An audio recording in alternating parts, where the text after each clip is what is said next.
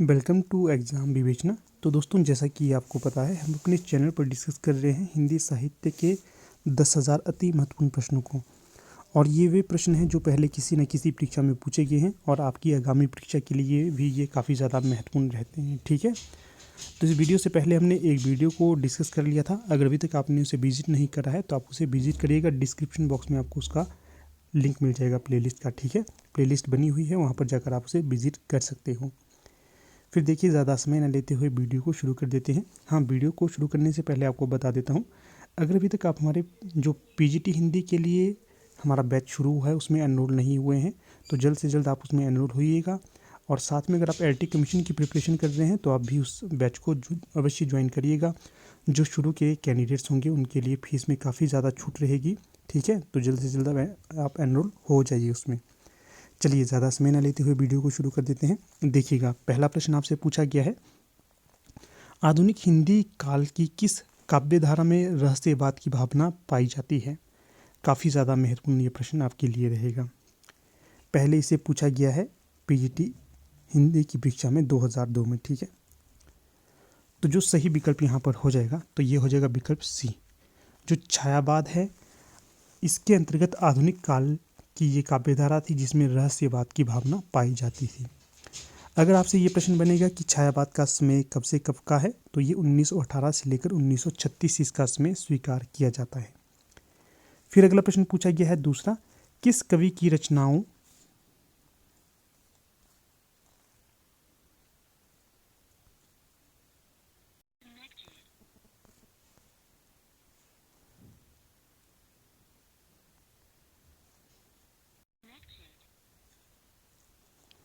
Welcome to exam विवेचना।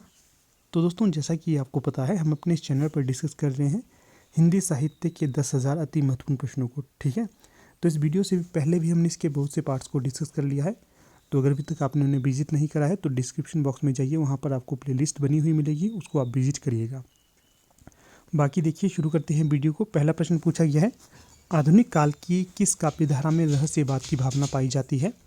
तो यहाँ पर जो सही विकल्प हो जाएगा विकल्प सी, जो छायावाद है, इसमें रहस्यवाद की भावना पाई जाती है। ठीक है, और ये प्रश्न देखिएगा पीजीटी 2002 परीक्षा में पूछा गया है, इसलिए आपकी आगामी परीक्षा के लिए भी ये महत्वपूर्ण हो जाता है।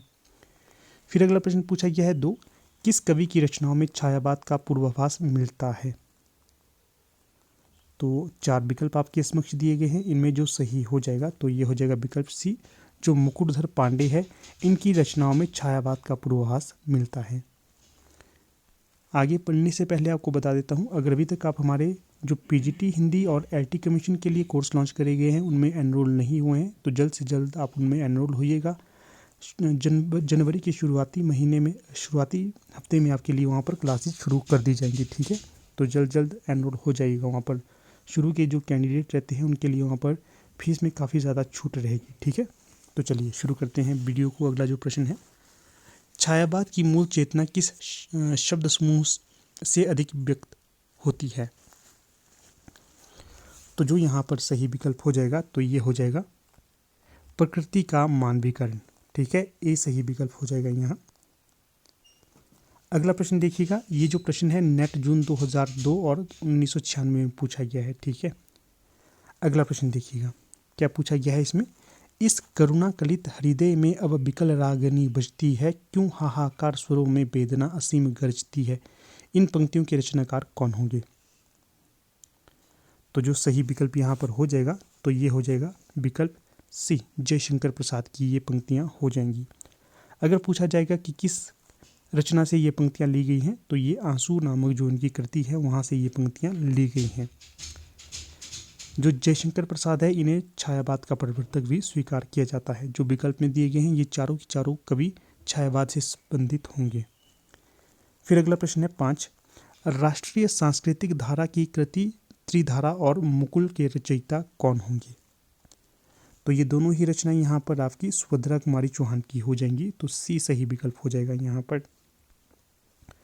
फिर देखिए अगला जो प्रश्न पूछा गया है, क्या दिया गया है इसमें, एक भारतीय आत्मा किस कवि का उपनाम है? ये प्रश्न पीजीटी परीक्षा 2002 और टीजीटी परीक्षा 2001 में पूछा गया है।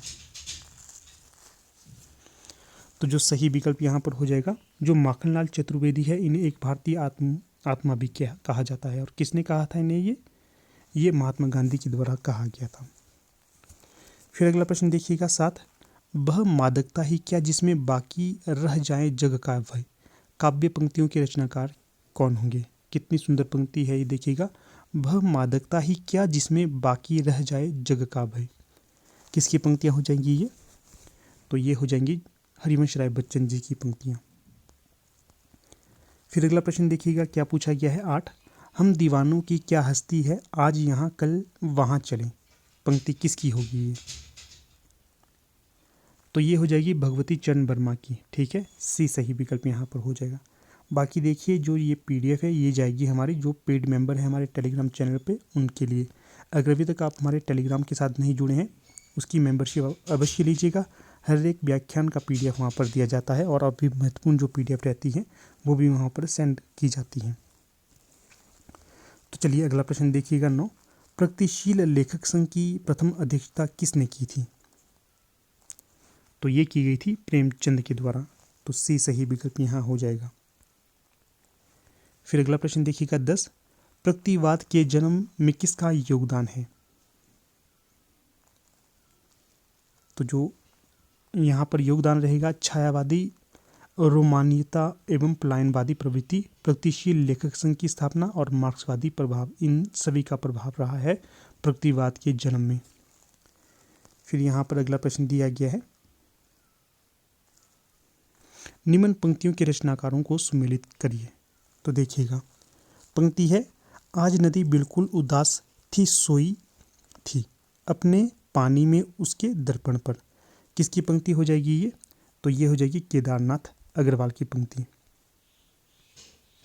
इसके पश्चात अगली पंक्ति है, गुण खाए शहतीरों पर 12 खड़ी विधाता बांचे। किसकी पंक्ति हो जाएगी? नागार्जुन की। अगला प्रश्न है, आज मैं अकेला हूँ अकेला रहा नहीं जाता जीवन मिला है यह रतन मिला है यह। किसकी पंक्ति हो जाएगी ये? त्रिलोचन शास्त्री की। अंतिम पंक्ति रहेगी यहाँ पर, चढ़ी पेड़ महुआ थपथपा मचाया गिरी धम से फिर चढ़ी आज ऊपर। किसकी पंक्ति हो जाएगी ये? केदारनाथ अग्रवाल की। तो इस प्रकार से यहाँ पर जो ये मिलान है सुमेलित हो जाता है। इस प्रकार से देखिएगा 1 का 2 कहाँ है? बी और सी में है। फिर आगे देखिए घुन खाए शहतीरों को 2 का 4। इस प्रकार से जो विकल्प सी है ये सही हो जाएगा।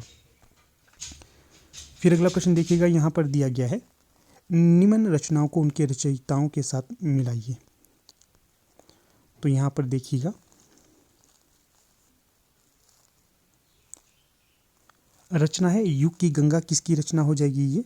तो ये हो जाएगी केदारनाथ अग्रवाल की। इसके पश्चात है मिट्टी की बारात, ये किसकी रचना हो जाएगी? त्रिलोचन शास्त्री की रचना हो जाएगी मिट्टी की बारात। सतरंगे पंखों वाली, ये किसकी रचना हो जाएगी? नागार्जुन की। फिर है परशुराम की प्रतीक्षा, ये किसकी रचना हो जाएगी? दिनकर की। रामधारी सिंह दिनकर की रचना हो जाएगी। ठीक है, आगे मिलान नहीं दिया गया है कौन सा किस तरह से सही होगा। तो ये देखिएगा जो पहला है ये केदारनाथ अग्रवाल की हो जाएगी। तो यहाँ पर जो विकल्प बी है ये ही सही हो जाएगा यहाँ पर। ठीक है, पहली पंक्ति केदारनाथ अग्रवाल की, दूसरी त्रिलोचन शास्त्री की और जो तीसरी पंक्ति है ये किसकी थी? नागार्जुन की और अंतिम दिनकर की है। इस प्रकार से जो विकल्प बी है ये सही हो जाएगा। अगला प्रश्न देखिएगा, नेट दिसंबर 2011 की परीक्षा में पूछा गया है। क्या है प्रश्न? प्रयोगवाद को बैठे ठाले का धंधा किसके द्वारा कहा गया था? तो ये कहा गया था नंद दुलारे वाजपेयी के द्वारा। विकल्प ए यहाँ सही हो जाएगा। अगला प्रश्न देखिए 14, प्रयोगवाद के प्रवर्तक के अनुसार प्रयोगवादी कवि का मुख्य लक्ष्य क्या था? तो जो सही विकल्प हो जाएगा नई राहों का अन्वेषण। बाकी देखिए दोस्तों, इस वीडियो के लाइक का टारगेट भी हम 50 ही रखते हैं। जितना जल्दी आप इसके लाइक के टारगेट को कंप्लीट करते हैं वैसे ही आपको इसका नेक्स्ट वीडियो भी मिल जाएगा। अगला प्रश्न है 15, क्या पूछा गया है? रहस्य पुरुष का बिंब मुक्तिबोध की किस कविता में है? प्रश्न पूछा गया है PGT 2000 परीक्षा में। तो 15 का सही विकल्प हो जाएगा अंधेरे में कविता में। अगला जो प्रश्न पूछा गया है शमशेर 16 प्रश्न होगा, अंधेरे में कविता में अस्मिता की खोज की बात किसने की है?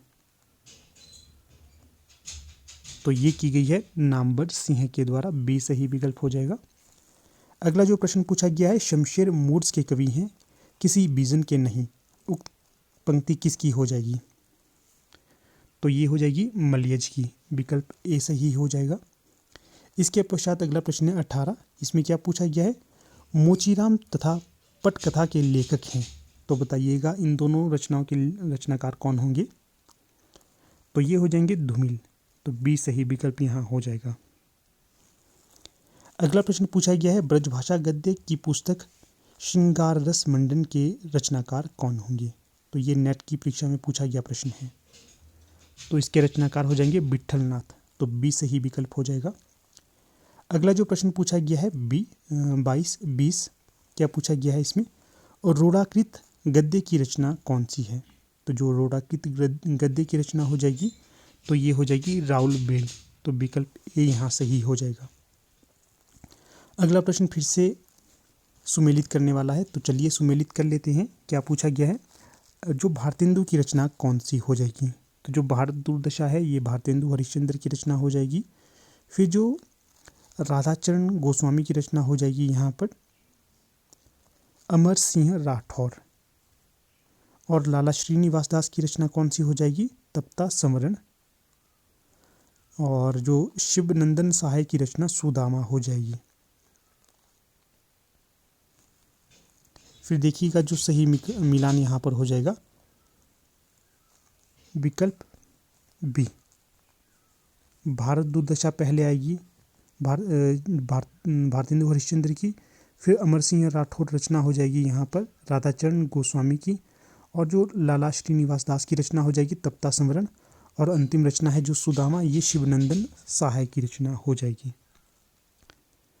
अगला प्रश्न पूछा गया है 22, अमृतलाल नागर ने सूरदास के जीवन पर आधारित खंजन नयन उपन्यास के अतिरिक्त कौन से नाटक की रचना की है?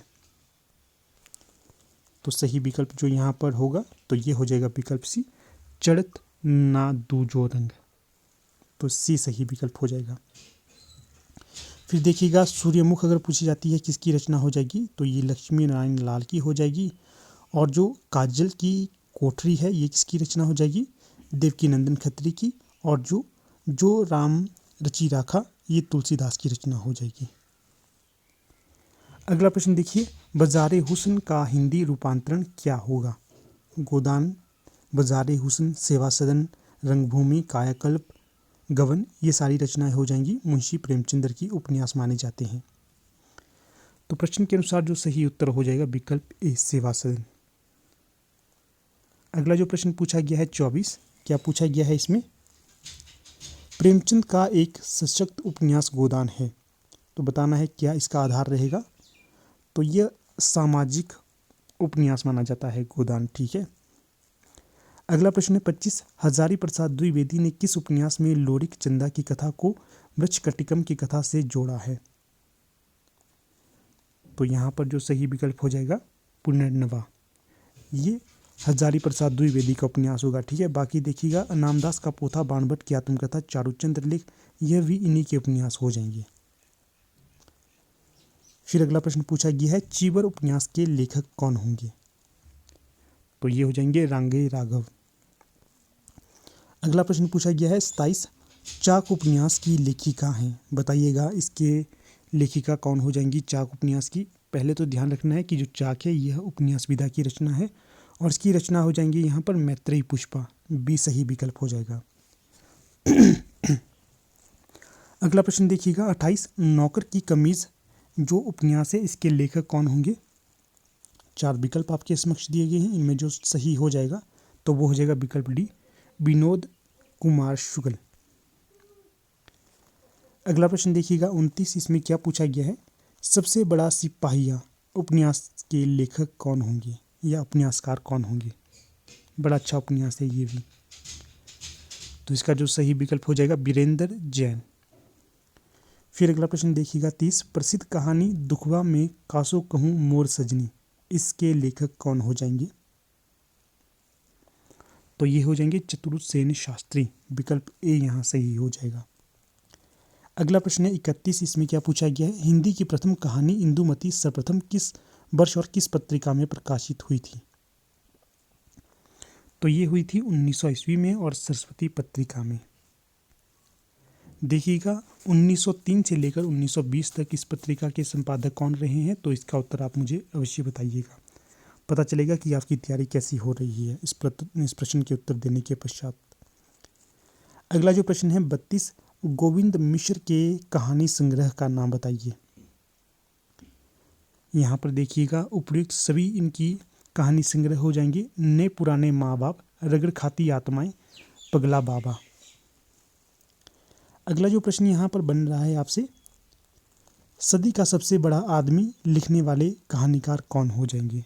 तो जो कहानी है सदी का सबसे बड़ा आदमी, इसके कहानीकार हो जाएंगे काशीनाथ सिंह।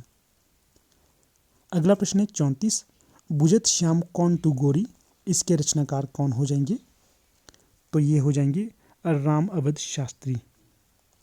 दोस्तों जो प्रश्न मैं पहले पढ़ता हूँ उसका उत्तर आप पहले ही लगा दीजिएगा, ठीक है? कोई कॉपी पेन लीजिएगा, वहाँ पर आप उत्तर भी लगाते रहिएगा कि इस प्रश्न का क्या उत्तर होगा। फिर अगला प्रश्न है मिठुआ। जो ये मिठुआ है, मिठुआ, इसके रचनाकार कौन हो जाएंगे? तो ये होंगे आपके विकल्प ए अष्टभुजा प्रसाद शुक्ल। अगला प्रश्न है 36, डॉक्टर नामवर सिंह की पुस्तक दूसरी परंपरा की खोज किस पर केंद्रित होगी? तो यहाँ पर जो सही विकल्प हो जाएगा विकल्प डी हजारी प्रसाद द्विवेदी पर। अगला प्रश्न पूछा गया है 37, किस आलोचक की आलोचना को ध्वंसात्मक आलोचना कहा जाता है? तो ये कहा जाता है रामविलास शर्मा की आलोचना को। विकल्प बी सही हो जाएगा। फिर देखिएगा अगला प्रश्न यहाँ पर आपसे बन रहा है 38, कलम का सिपाही कब प्रकाशित हुआ था? जो ये रचना है कब प्रकाशित हुई थी? तो यहाँ पर जो सही विकल्प हो जाएगा 1962 में। अगला प्रश्न है 39, 84 वैष्णवन की वार्ता और 252 वैष्णवन की वार्ता मूल रूप में है, बताना है इनका मूल रूप क्या होगा? तो ये एक प्रकार से जीवनी हो जाएगी। यहाँ पर जो 84 वैष्णव थे उनकी जीवनी दी गई है और दूसरे जो रचना है 252 वैष्णवन, इनकी जीवनी दी गई है, ठीक है। अगला प्रश्न देखिएगा पूछा गया है आपसे 40, रामविलास शर्मा की आत्मकथा अपनी धरती अपने लोग कितने खंडों में ये विभक्त है? तो जो सही विकल्प हो जाएगा यहाँ पर, तो ये हो जाएगा आपका 3 खंडों में। अगला प्रश्न है 41, इसमें क्या पूछा गया है, मेरा जीवन प्रवाह किसकी आत्मकथा होगी? तो ये हो जाएगी वियोगी हरि की। तो सी सही विकल्प हो जाएगा यहाँ। अगला प्रश्न देखिएगा, माटी की मूर्ति किस विधा की रचना होगी? तो जो सही विकल्प यहाँ पर हो जाएगा रेखा चित्र। ये रेखा चित्र हो जाएंगे। किसके रेखा चित्र हो जाएंगे? रामवृक्ष बेनीपुरी के। अगला प्रश्न देखिए 43, मैंने स्मृति के दीप जलाए किसकी रचना होगी ये? तो ये हो जाएगी रामनाथ सुमन की रचना। काफ़ी ज़्यादा महत्वपूर्ण ये रचना भी हो जाएगी। अगला प्रश्न है 44, दलित साहित्य की पहली आत्मकथा किसने लिखी? तो ये लिखी थी मोहनदास नैमिष राय के द्वारा। और किस नाम से लिखी थी? अपने अपने पिंजरे। और कब लिखी थी? 1995 के आसपास। इसका भी ध्यान रखना है आपने। अगला प्रश्न देखिएगा, दलित साहित्य का सौंदर्य शास्त्र नामक पुस्तक किसने लिखी है? तो इसके रचनाकार थे आपके ओम प्रकाश वाल्मीकि। काफ़ी ज़्यादा महत्वपूर्ण रचना होगी। इनकी एक आत्मकथा है, उसका नाम आप बताइएगा क्या है ओम प्रकाश वाल्मीकि की आत्मकथा का नाम। अगला प्रश्न देखिएगा 46, उठाईगीर आत्मकथा नामक किसने लिखी है? उठाईगीर। तो ये आत्मकथा हो जाएगी आपकी यहाँ पर लक्ष्मण गायकवाड़ की। विकल्प ए सही हो जाएगा। अगला प्रश्न है, पूर्वाग्रह जो पत्रिका थी इसके संपादक कौन होंगे? तो ये हो जाएंगे अशोक वाजपेयी। विकल्प बी सही हो जाएगा। फिर अगला प्रश्न है 48, इसमें क्या पूछा गया है, आलोचना क्या है? आलोचना के संपादक कौन थे? तो जो 48 का सही विकल्प हो जाएगा परमानंद श्रीवास्तव। फिर अगला प्रश्न है 49, धूमिल को किस काव्य कृति पर साहित्य अकादमी पुरस्कार मिला था? तो ये हो जाएगा कल सुनना मुझे। तो विकल्प ए सही हो जाएगा यहाँ। अगला प्रश्न है 50, वर्ष 2012 का साहित्य अकादमी पुरस्कार किसे मिला था? तो ये मिला था आपके चंद्रकांत देवताले को। और कौन सी इनकी रचना थी? पत्थर फेंक रहा हूं। ठीक है। अगला प्रश्न देखिएगा यहाँ पर 51, इसमें क्या पूछा गया है आपसे? विधवा बिलपे नित धेनु कटे, को लागत हाय गुहार नहीं, पंक्ति किसकी होगी? तो ये पंक्ति हो जाएगी प्रताप नारायण मिश्र की। ये भारतेंदु युगीन कवि माने जाते हैं। अगला प्रश्न देखिएगा 52, एकांतवासी योगी किस कृति का अनुवाद होगा? तो जो ये कृति है हरमिट, इसका ये अनुवाद हो जाएगा। अगला जो प्रश्न है 53, भारत भारती में किस भावना की रूपरेखा है? तो यहाँ पर जो भारत भारती में भावना रहेगी तो ये राष्ट्रीय भावना रहेगी। तो विकल्प बी यहाँ सही हो जाएगा। ठीक है ना। अगला प्रश्न पूछा गया है 54, धरती हिलाकर नींद भगा दे, वज्रनाद से व्योम जगा दे, पंक्तियों के रचनाकार कौन होंगे?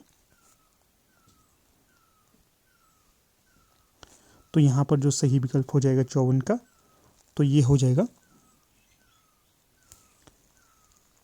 गुप्त जी की पंक्ति हो जाएगी। ठीक है, सी सही विकल्प हो जाएगा। अगला प्रश्न है 55, इसमें क्या पूछा गया है?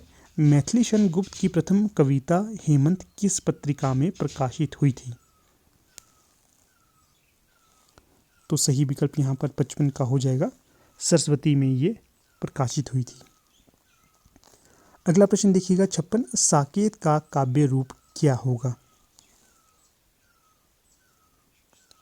तो जो 56 का सही विकल्प हो जाएगा, यह महाकाव्यात्मक रचना हो जाएगी। ठीक है, और किसकी रचना है ये? मैथिली शरण गुप्त की। अगला प्रश्न है 57, मिश्रबंधु विनोद का चतुर्थ भाग कब प्रकाशित हुआ था?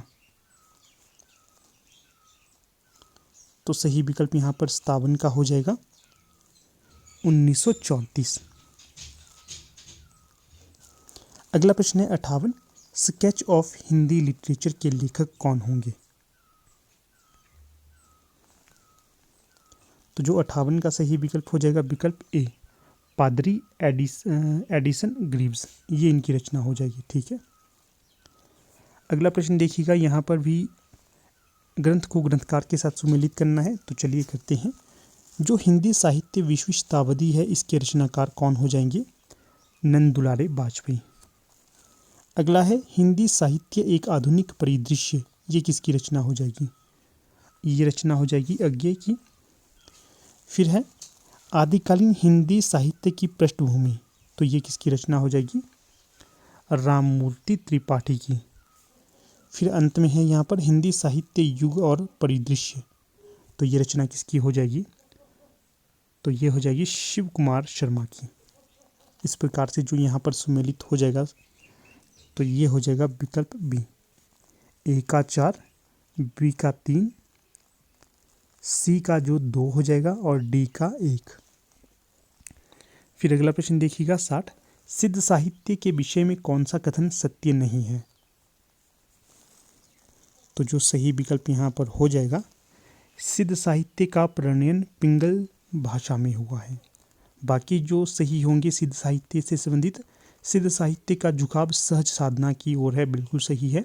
सिद्ध साहित्य के प्रथम कवि सरहप्पा हैं, बिल्कुल सही है। सिद्ध साहित्य की रचना चर्यापदों तथा दोहों में हुई है, ये भी सही है। अगला देखिएगा 61, संदेश रासक के रचनाकार नहीं पूछा गया है, रचना की विधा पूछी है। जो संदेश रासक है, इसकी विधा क्या होगी? तो जो सही विकल्प हो जाएगा यहाँ पर, तो ये खंड काव्य हो जाएगा। ठीक है। अगर पूछा जाए किसकी रचना हो जाएगी? अब्दुल रहमान की रचना हो जाएगी, इसका भी ध्यान रखिएगा। अगला प्रश्न पूछा गया है 62, उस समय जैसे गाथा से प्राकृत का बोध होता था, वैसे ही दोहा कहने से अपभ्रंश या प्रचलित काव्य भाषा पद्य समझा जाता था, कथन किसका होगा ये? काफ़ी ज़्यादा महत्वपूर्ण कथन रहेगा। आचार्य रामचंद्र शुक्ल का कथन हो जाएगा। फिर अगला प्रश्न है 63, नाथपंथ या नाथ संप्रदाय के सिद्धमत, सिद्धमार्ग, योग मार्ग, योग संप्रदाय, अवधूत मत एवं अवधूत संप्रदाय नाम भी प्रसिद्ध है। ये कथन किसका होगा? तो जहाँ तक मुझे लगता है इसका सही विकल्प होना चाहिए आचार्य हजारी प्रसाद द्विवेदी। ठीक है, थोड़ा सा डाउट मुझे इस प्रश्न पे लग रहा है, एक बार आप भी अवश्य देखिएगा इस प्रश्न को, बाकी मैं कमेंट बॉक्स में इसका सही उत्तर बता दूंगा। अभी थोड़ा सा मुझे संदेह हो रहा है इस पे। अगला प्रश्न देखिएगा 64, ग्रियर्सन के अनुसार आदि काल की अवधि क्या है? तो जो सही विकल्प यहाँ पर हो जाएगा तो ये हो जाएगा विकल्प सी। ग्रियर्सन के अनुसार जो आदिकाल की अवधि थी 700 ईस्वी से लेकर 1400 ईस्वी तक। अगला प्रश्न दिया गया है 65, बिसलदेव रासो का 12 मासा जिसमें बृहद वर्णन मिलता है किस मास से आरंभ होता है? इंपॉर्टेंट प्रश्न है ये भी। तो सही विकल्प यहाँ पर हो जाएगा कार्तिक मास से। फिर है विद्यापति की रहस्यवादी सर्वप्रथम किसने घोषित किया विद्यापति को कि ये रहस्यवादी थे? तो ये घोषित किया गया था ग्रियर्सन के द्वारा ही। अगला प्रश्न है 67, प्रच्छन्न बौद्ध के नाम से किस दार्शनिक को जाना जाता है? तो ये जाना जाता है शंकराचार्य जी को। ये सही विकल्प हो जाएगा। अगला प्रश्न है 68, ज्ञानबोध ज्ञान परोक्षी के रचनाकार कौन होंगे? तो इन दोनों रचनाओं के रचनाकार हो जाएंगे मल्लुकदास। विकल्प ए सही हो जाएगा। अगला प्रश्न है 69, अलख दरीवा नाम से किसका सत्संग स्थल प्रसिद्ध है? तो ये दादू दयाल का ही हो जाएगा। ठीक है, डी सही विकल्प हो जाएगा। अगला प्रश्न है 70, रुक्मिणी पुनि वैसे ही मरी गई कुलवंती सत सो सती भई किस प्रेमाख्यान की पंक्ति हो जाएंगी ये? तो जो सही विकल्प हो जाएगा 70 का तो ये हो जाएगी मृगावती। ठीक है। अगला प्रश्न देखिएगा यहाँ पर 71, जाकी बुद्धि होई अधिकाई आन कथा कहे बनाई प्रस्तुत पंक्तियों के रचनाकार कौन होंगे? तो यहाँ पर जो सही विकल्प हो जाएगा 71 का तो ये हो जाएंगे उस्मान की पंक्ति हो जाएगी ये। ठीक है। अगला प्रश्न देखिएगा 72, कहा करूं बैकुंठी जाए जहां नहीं नंद जहां ना जसोदा नहीं जहां गोपी ग्वाल ना गाय पंक्ति किस कृष्ण भक्त कवि की हो जाएंगी? तो प्रस्तुत पंक्तियां हो जाएंगी परमानंद दास की। काफ़ी ज़्यादा महत्वपूर्ण पंक्तियां रहती हैं, इनको आप ध्यान से नोट करिएगा। अगला प्रश्न है 73, इसमें क्या पूछा गया है? जब ते प्रीति श्याम ते कीनी पंक्ति किसकी होगी? तो ये पंक्ति भी हो जाएगी यहाँ पर परमानंद दास जी की। देखिएगा दोस्तों, मुझे पूर्ण आशा है कि जो ये प्रश्न है आपके लिए काफ़ी ज़्यादा लाभदायक होंगे और आपके द्वारा जो ये प्रश्न नोट भी किए जा रहे होंगे। हम 10,000 प्रश्नों को डिस्कस करेंगे आपके साथ। 10,000 प्रश्न कम नहीं होते हैं, बहुत ज़्यादा होते हैं, बहुत ज़्यादा। तो अगर आप इनको नोट करते रहेंगे तो भविष्य में आपके लिए वरदान साबित होंगे। ठीक है। तो इस चैनल के माध्यम से जो जो आपको करवाया जाता है उसके लिए आपने एक अलग से कॉपी लगानी है ताकि आप भविष्य में इनको रिवाइज भी कर सकें। तो अगला प्रश्न देखिएगा 74, क्या पूछा गया है? निम्बार्काचार्य का वास्तविक नाम क्या था? तो ये हो जाएगा नियमानंद। विकल्प बी यहाँ सही हो जाएगा। अगला जो प्रश्न पूछा गया है 75, मो मन गिरिधर छवि पे अटकियों किस कवि की काव्य पंक्तियां हैं ये? तो ये हो जाएंगी कृष्ण दास की काव्य पंक्ति। अगला प्रश्न है 76, सूरदास की कौन सी कृति नायिका भेद एवं अलंकार विवेचन से संबंधित होंगी? तो यहाँ पर जो सही विकल्प हो जाएगा साहित्य लहरी। और जो सूर सागर है ये भी इनकी काफ़ी ज़्यादा महत्वपूर्ण रचना मानी जाती है। इसी प्रकार से सूर सरावली भी, जो सूरदास है इन्हें वात्सल्य सम्राट भी माना जाता है, इसका भी ध्यान रखना है। अगला प्रश्न देखिएगा 77, क्या पूछा गया है? थोड़ा सा जूम कर लेते हैं। ये देखिए हो गया जूम। अगला प्रश्न देखिए 77, देखन जो पाऊँ तो पठाऊँ जमलोक हाथ दूजो ना लगाऊँ बार कर को पंक्तियाँ किस कवि की होंगी? तो जो 77 है इसके रचनाकार हो जाएंगे हरिदेव राम। अगला प्रश्न देखिएगा 78, तुलसीदास का वह कौन सा ग्रंथ है जिसमें ज्योतिष का वर्णन भी मिलता है? तो सही विकल्प यहाँ पर हो जाएगा रामाज्ञ प्रश्नावली। और दोस्तों आप अवश्य कमेंट करिएगा कि आपको जो ये प्रश्न है कैसे लग रहे हैं, अच्छे लग रहे हैं या नहीं, क्या हमें ये कंटिन्यू रखनी चाहिए सीरीज या नहीं, इसके बारे में भी आप अवश्य बताइएगा। आपके रुझान जानने भी जरूरी होते हैं हमारे लिए। अगला प्रश्न देखिएगा 79, भूषण का लक्षण ग्रंथ कौन सा है? तो ये हो जाएगा शिवराज भूषण, विकल्प ए सही हो जाएगा यहाँ। अगला प्रश्न देखिएगा 80, इसमें क्या पूछा गया है? श्रृंगार सप्तशती नाम से बिहारी के दोहों का संस्कृत भाषा में अनुवाद किसने किया था? तो ये किया गया था पंडित परमानंद जी के द्वारा। जो श्रृंगार सप्तशती के नाम से बिहारी के दोहों का संस्कृत में अनुवाद किया गया था पंडित परमानंद के द्वारा। अगला जो प्रश्न पूछा गया है 81, क्या पूछा गया है इसमें? मेवाती किस उपभाषा वर्ग की बोली है?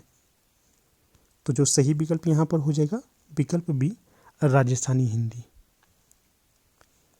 अगला प्रश्न देखिएगा 82, किस विद्वान ने देवनागरी लिपि के स्थान पर रोमन लिपि स्वीकार करने का सुझाव दिया था? तो 82 का जो सही विकल्प हो जाएगा सुनीति कुमार चटर्जी। अगला प्रश्न देखिएगा 83, उत्तर प्रदेश सरकार द्वारा गठित लिपि सुधार परिषद की 29 नवंबर 1953 को हुई बैठक की अध्यक्षता किसने की थी? तो जो 83 का सही विकल्प हो जाएगा तत्कालीन उपराष्ट्रपति डॉक्टर सर्वपल्ली राधाकृष्णन के द्वारा। अगला प्रश्न है 84, खड़ी बोली को कौरवी नाम किस विद्वान ने दिया था? 84 का जो सही विकल्प हो जाएगा राहुल सांकृत्यायन के द्वारा ये नाम दिया गया था खड़ी बोली को।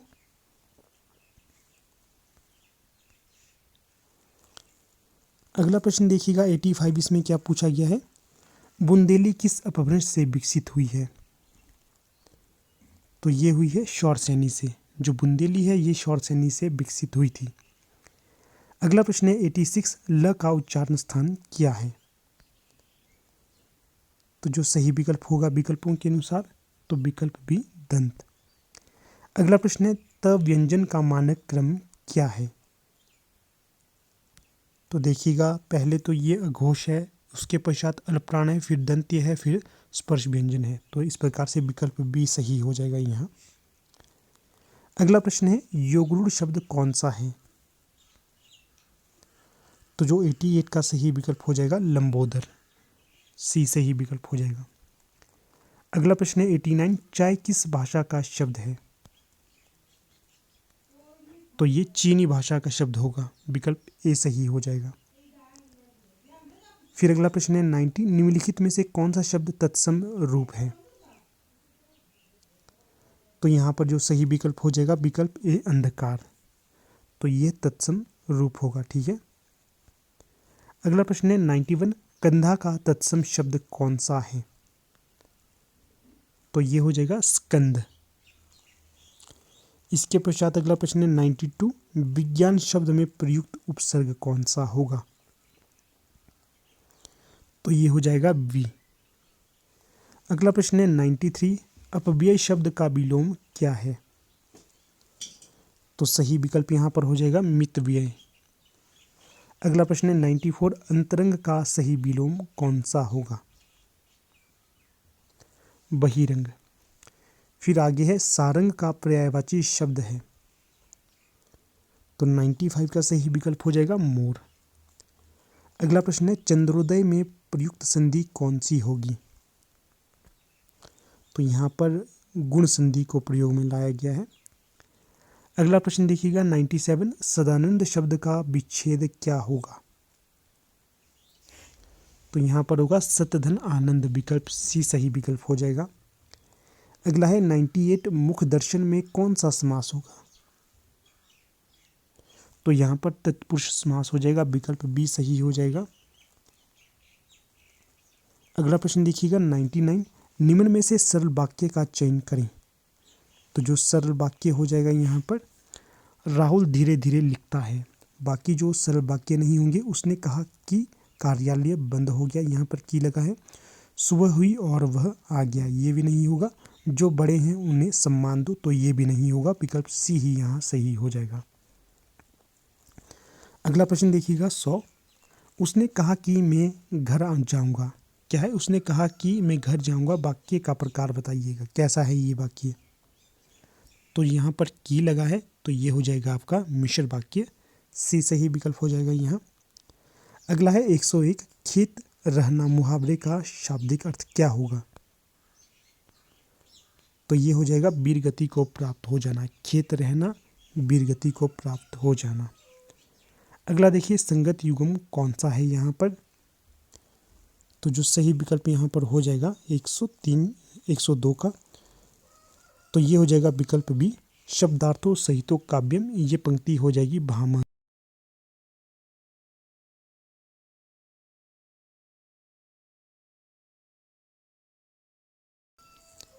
फिर देखिए अगला प्रश्न है 103। इसमें क्या पूछा गया है? पूछा गया है निम्नलिखित ग्रंथों को रचनाकार के साथ सुमेलित करिए। तो चलिए कर लेते हैं। वक्रोक्ति जीवितम किसकी रचना हो जाएगी? कुंतक की। फिर जो दश रूपक है ये किसकी रचना हो जाएगी? धनंजय की। उज्ज्वल नीलमणि ये किसकी रचना हो जाएगी? रूप गोस्वामी की। और फिर जो अंत में है अलंकार सर्वस्व, ये किसकी रचना हो जाएगी? ये रुय्यक की रचना हो जाएगी। इस प्रकार से देखिएगा जो सही विकल्प हो जाएगा विकल्प सी। ए का 3, बी का 4, सी का 1, डी का 2। अगला प्रश्न है 104। खेलन सीखिए अली भले, चतुर अहिरी मार, कानन चारी नैन मृग, नागर नरनु शिकार। तो यहाँ पर कौन सा रस होगा? तो यहाँ पर श्रृंगार रस का प्रयोग किया गया है। विकल्प ए सही हो जाएगा। अगला प्रश्न देखिएगा 105। अबलो नसानी अबना नसेहू, राम कृपा भवनीसा सिरानी, जागे फिर न डसेहूँ। तो यहाँ पर कौन सा रस होगा? शांत रस यहाँ पर दिखने के लिए आ रहा है। तुलसी जी के द्वारा इस पंक्ति को लिया गया है। अगला प्रश्न है 106। निर्भय स्वागत करो मृत्यु का, मृत्यु एक विश्राम स्थल है। तो यहाँ पर जो सही विकल्प हो जाएगा वो बताना है आपने। 106 का क्या उत्तर हो जाएगा? तो ये भी विकल्प ए शांत रस का ही यहाँ पर प्रयोग में लाया गया है। अगला प्रश्न है 107। रससूत्र की सर्वाधिक प्रमाणिक व्याख्या मानी जाती है, किसकी मानी जाती है? अभिनव गुप्त की। विकल्प सी सही हो जाएगा यहाँ पर। अगला है शांत रस का स्थायी भाव तन्मयवाद को मानने वाले आचार्य कौन है? तो ये हो जाएगा यहाँ पर 108 का सही विकल्प अभिनव गुप्त। काफ़ी ज़्यादा अच्छा प्रश्न है ये, इसको भी ध्यान रखना आपने। अगला प्रश्न देखिएगा 109। रस निष्पत्ति की प्रक्रिया में साधारणीकरण की परिकल्पना करने वाले प्रथम आचार्य हैं। तो ये हो जाएंगे भट्टनायक। विकल्प डी सही विकल्प यहाँ हो जाएगा। अगला जो प्रश्न है 110। चंपक हरला क्या है? चंपक हरवा गर मिली, अधिक सुहाई, जानी पड़े सी रे जब कुंभिलाए। तो इसका सही विकल्प हो जाएगा उन्मिलित। विकल्प बी सही हो जाएगा यहाँ। अगला है 111। जिय बिनु देह नदी बिनु बारी, तैसे ही नाथ पुरुष बिनु नारी। तो यहाँ पर जो सही विकल्प हो जाएगा 111 का विनोक्ति।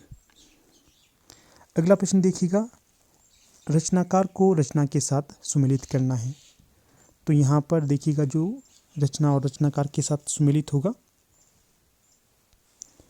जो माघ की रचना हो जाएगी शिशुपाल वध। फिर जो भास की रचना हो जाएगी स्वप्नवास दत्तम। क्या है ये? स्वप्नवास वदत्तम। इस प्रकार से कुछ प्रोनाउंस थोड़ा अलग हो जाता है। भास की रचना हो जाएगी। जो भारवी की रचना हो जाएगी किरात अर्जुनियम। तो जो विकल्प ए है यहाँ पर ये सही हो जाएगा। फिर जो भारवी की रचना हो जाएगी उत्तर रामचरितम। तो इस प्रकार से देखिएगा ए का सही विकल्प 3 हो जाएगा, बी का सही विकल्प 4 हो जाएगा। इस प्रकार से विकल्प बी है ये सही हो जाएगा यहाँ पर। ठीक है। अगला प्रश्न यहाँ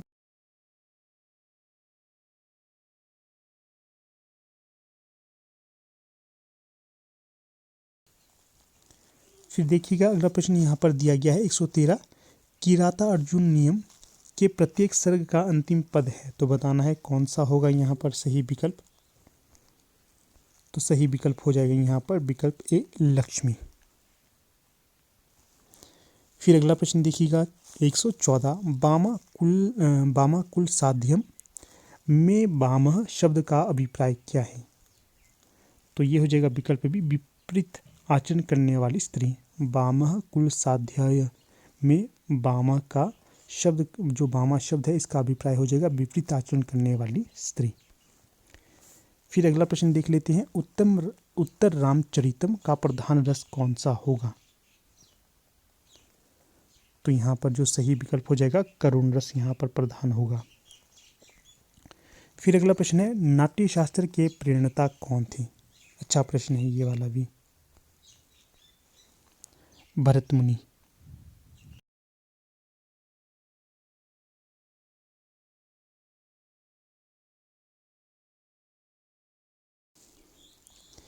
फिर देखिए यहाँ पर अगला प्रश्न दिया गया है, कौन सा है 117, वित्रार्थ नामः भय हेतु, क्या है वित्रार्थ नामः भय हेतु के योग में कौन सी विभक्ति है, तो यहाँ पर जो 117 का सही विकल्प हो जाएगा, तो ये हो जाएगा आपका विकल्प ए, पंचमी। अगला प्रश्न देखिए 118, ग्रामम परितः में कौन सी विभक्ति है, तो जो 118 का सही विकल्प हो जाएगा विकल्प सी, द्वितीय। अगर आप लोग KVS NVS इत्यादि की तैयारी कर रहे हैं तो वहाँ पर इस प्रकार के संस्कृत के प्रश्न भी पूछे जाते हैं, इसलिए इस प्रकार के प्रश्न आज आपके लिए लाया हूँ। अगला प्रश्न देखिएगा 119, ग्रामम निकषा नदी अस्ति में विभक्ति बताइएगा, तो 119 का सही विकल्प यहाँ पर हो जाएगा द्वितीय विभक्ति यहाँ पर प्रयोग में लाई गई है। फिर आगे है 120, जगत शब्द के चतुर्थी एकवचन का रूप है, तो 120 का सही विकल्प हो जाएगा जगते, विकल्प ए यहाँ सही हो जाएगा। फिर जो आगे का प्रश्न है इसमें देखिएगा सही मिलान का चयन करना है, तो जो धर्मवीर भारती है ये किसकी रचना हो जाएगी, धर्मवीर भारती की रचना कौन सी होगी, अंधायुग। नरेश मेहता की रचना कौन सी हो जाएगी, बनपांखी सुनो। और जो अज्ञे की रचना कौन सी हो जाएगी, इत्यलम। और जो गिरिजा कुमार माथुर की रचना कौन सी हो जाएगी, मंजीर।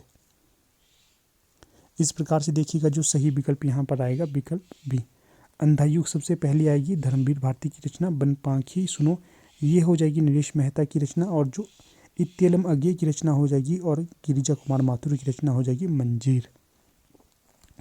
अगला प्रश्न देखिएगा 122, नाव के पाम और हिमदंश किसकी काव्य कृतियाँ हैं, तो ये दोनों ही रचना हो जाएंगी जगदीश गुप्त की।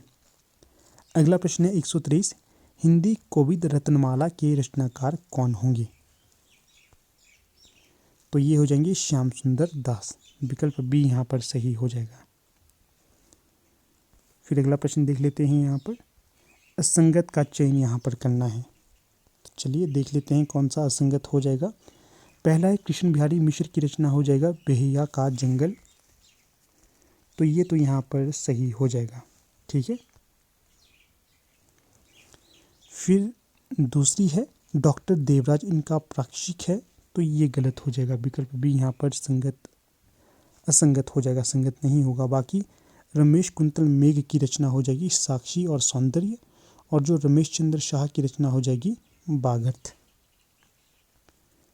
अगला और अंतिम प्रश्न है आज का 125, किस विद्वान ने देवनागरी लिपि के स्थान पर रोमन लिपि स्वीकार करने का सुझाव दिया था, तो ये दिया था विकल्प सी, सुनीति कुमार चटर्जी के द्वारा। तो देखिए दोस्तों, इस प्रकार से आज की इस वीडियो में हमने 125 प्रश्नों को डिस्कस करा। देखने के लिए ये 125 थे, यहाँ पर आपको और भी तथ्य बताए गए थे। अगर आपने ढंग से सभी को नोट किया होगा, ढंग से सभी को पढ़ा होगा, तो भविष्य में आपके लिए महत्वपूर्ण साबित होंगे। तो आगे वीडियो को समाप्त करने से पहले आपको फिर से बता देता हूँ कि हमारी टीम के द्वारा LT कमीशन PGT हिंदी के लिए कोर्स लॉन्च कर दिए गए हैं। 1 जनवरी के आसपास से मैं इसकी क्लासेस भी शुरू कर दूंगा, तो कुछ एक दिन आपके पास शेष रहे हैं। अगर अभी तक आपने वो कोर्स ज्वाइन नहीं किया है, उसमें एनरोलमेंट नहीं ली है, तो जल्द से जल्द उसमें एनरोलमेंट लीजिएगा। फीस भी उसकी बहुत कम रखी गई है, ठीक है। तो जो जो इंटरेस्टेड होगा तो वो मुझे व्हाट्सएप करिएगा 8219312129 इस पे, और ये नंबर भी आपको डिस्क्रिप्शन बॉक्स में मिल जाएगा, ठीक है। इस पर व्हाट्सएप करिए, जो जो जानकारी चाहिए आपको वो आप प्राप्त कर लेना, ठीक है। तो चलिए अब यहाँ पर वीडियो का समापन कर लेते हैं। हाँ दोस्तों, वीडियो को ज़्यादा से ज़्यादा लाइक करना है। आज का टारगेट कितना है? 50 लाइक जल्द से जल्द आपने कंप्लीट कर लेने हैं। उसके पश्चात आगे का जो पार्ट रहेगा तीसरा, वो भी आपके समक्ष लाऊंगा, ठीक है। 125 प्रश्न हमने आज की इस वीडियो में डिस्कस करे हैं। तो ठीक है, अब वीडियो का समापन कर लेते हैं। धन्यवाद।